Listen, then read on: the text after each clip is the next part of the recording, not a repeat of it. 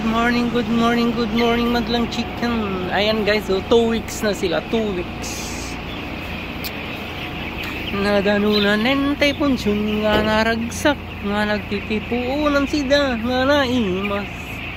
Basi naimas nga ra, kentay pay met kalukat. Pinugpugan nga lames bunog paltat kilawen nga naimas. Agarupay ti kutsero taga pulot sub-sub tayo. Nakabutbutin nga igamantay kutsara tadi paila napadasan. Untay itula punpunwa ipakat tay tutiram-ram.